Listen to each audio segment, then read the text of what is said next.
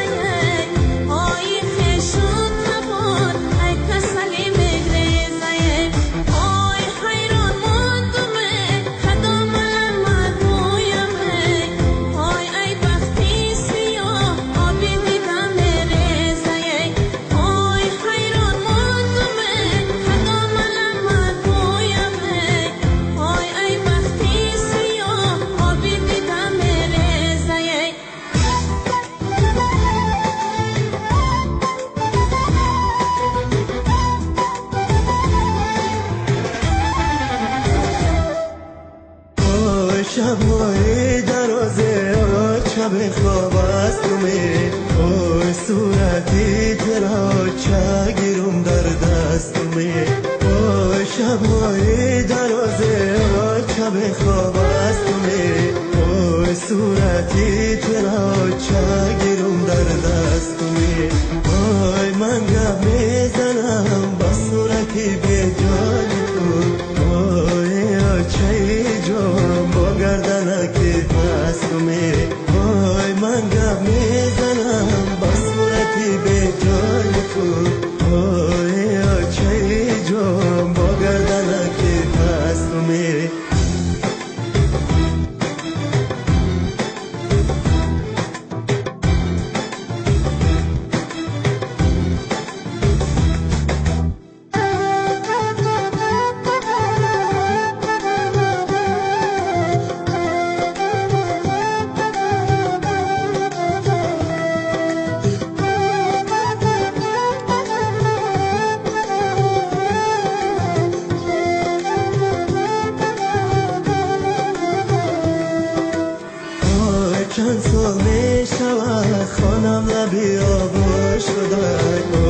صندوقی دل و کوزه زرد شده آی چند سال می شود خانم لبی آب شده آی صندوقی دل و کوزه زرد شده آی کوچه دل سوزه بگیرد زرد آی مغزم با درونی استخوان آب شده آی کوچه دل سوزه بگیرد زرد آی مغزم با درونی استخوان آب شده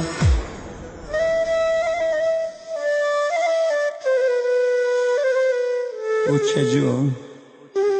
کاش این لحظه ها در برم می شدی که همه حوث و آرزوهایت